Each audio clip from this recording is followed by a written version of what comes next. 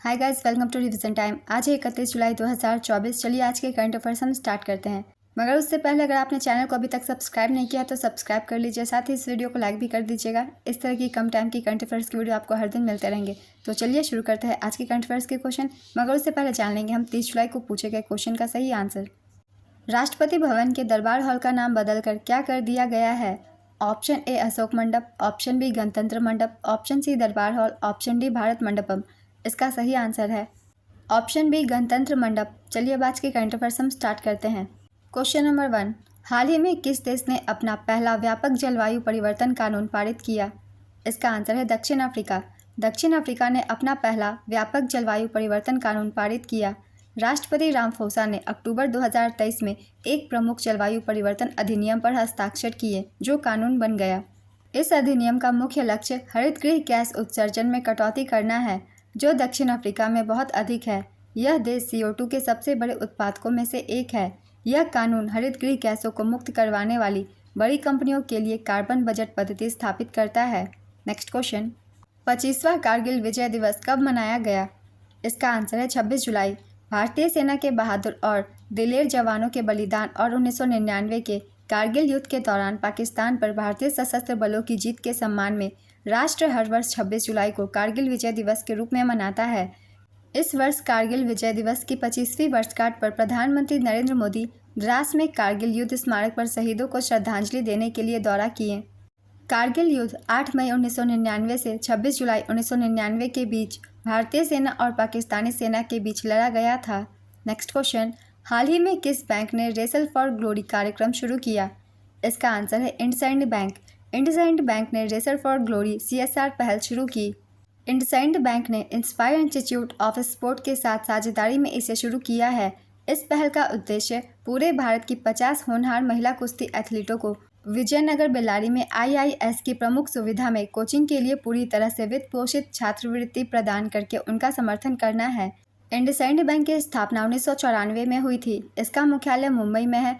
MD और CEO का नाम सुमंत कथपालिया है। नेक्स्ट क्वेश्चन, हाल ही में किसने हंगरी ग्रैंड प्रिक्स में अपना पहला F1 खिताब जीता?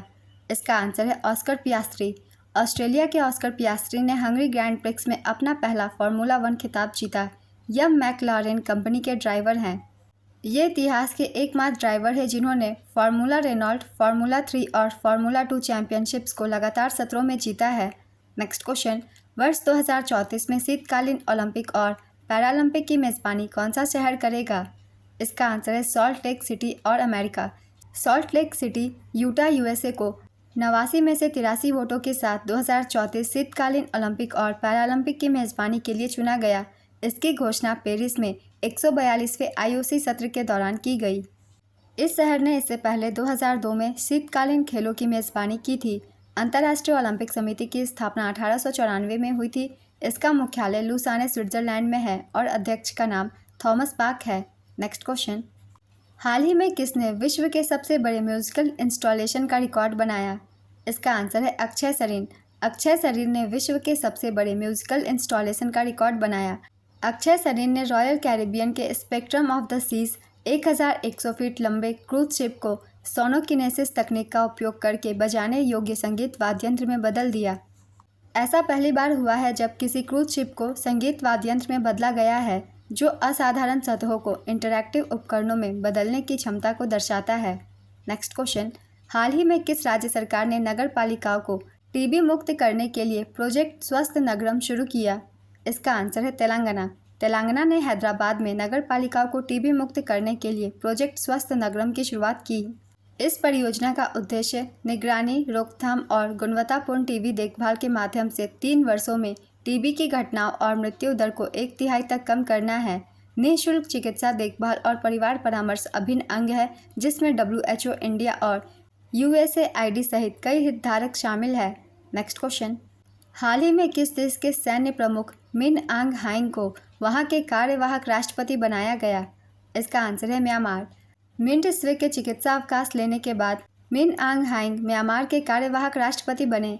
मिंट स्वे साइकोमीटर, मंदता और कुपोषण से पीड़ित हैं। म्यांमार 2021 से सैन्य शासन के अधीन है। तख्तापलट के बाद सेना द्वारा 4000 से अधिक लोग मारे गए हैं।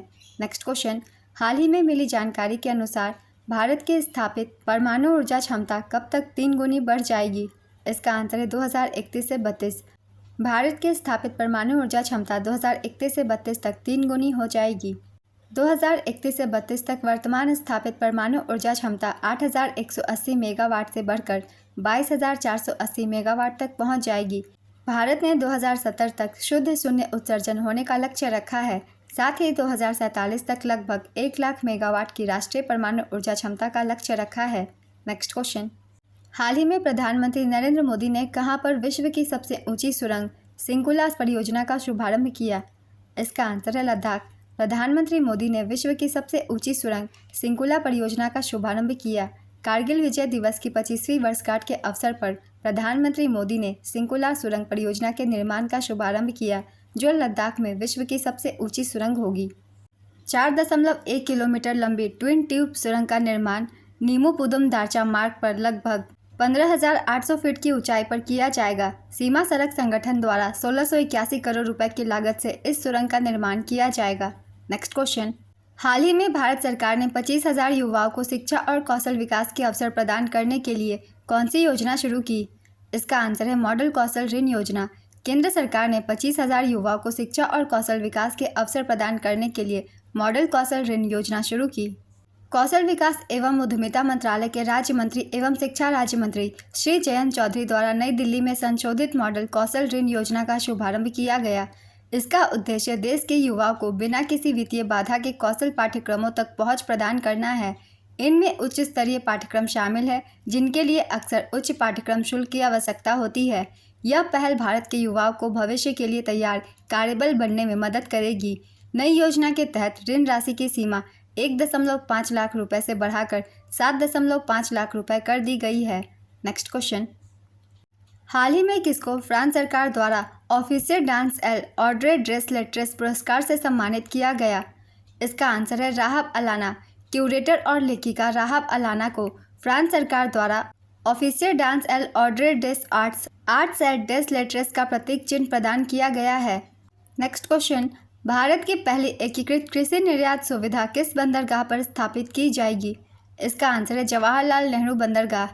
देश की कृषि निर्यात और आयात क्षमताओं को बढ़ाने के लिए भारत की पहली एकीकृत कृषि निर्यात सुविधा मुंबई के जवाहरलाल नेहरू बंदरगाह पर स्थापित की जाएगी। बंदरगाह जहाजरानी और जल मार्ग मंत्री सर्बानंद सोनोवाल ने 284 करोड़ रुपए से अधिक की सार्वजनिक निजी भागीदारी परियोजना को मंजूरी दे दी है।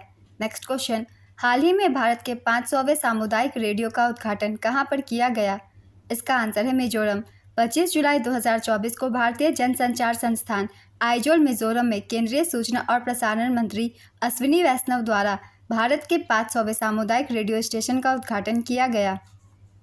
अपना रेडियो 90 FM नामक यह सामुदायिक रेडियो कृषि प्रधान मिजोरम राज्य में दैनिक मौसम संबंधी जानकारी, सरकारी योजना और कृषि संबंधी जानकारी प्रसार करेगा।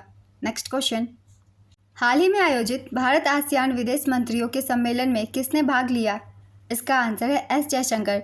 विदेश मंत्री एस जयशंकर ने 26 जुलाई 2024 को लाओ पीपुल्स डेमोक्रेटिक रिपब्लिक की राजधानी वियंतियाने में भारत आसियान पोस्ट मिनिस्ट्रियल सम्मेलन में भाग लिया। इन बैठकों की मेजबानी आसियान के वर्तमान अध्यक्ष के रूप में लाओ पीपुल्स डेमोक्रेटिक रिपब्लिक द्वारा की जा रही है। सेलूमक से कोमासित लाओ पीपुल्स डेमोक्रेटिक रिपब्लिक के उप प्रधानमंत्री और विदेश मंत्री हैं। आज के करंट अफेयर्स के क्वेश्चन कंप्लीट होते हैं। चलिए अब आज का क्वेश्चन देखते हैं क्या है। किस बैंक ने रेसल फॉर ग्लोरी कार्यक्रम शुरू किया? Option A IndusInd bank, option B HDFC bank, option C Axis bank, option D ICICI bank. अपना आंसर गेस कीजिए या फिर कमेंट बॉक्स में दीजिए। ये करंट अफेयर्स की वीडियो अगर आप सभी को हेल्पफुल लग रही हो तो इसे लाइक कर दीजिएगा, चैनल भी सब्सक्राइब कर लीजिए। इस तरह की कम टाइम की डेली करंट अफेयर्स की वीडियो आपको हर दिन मिलते रहेंगे। फिर मिलते हैं अगली वीडियो के साथ। आप सभी को थैंक यू।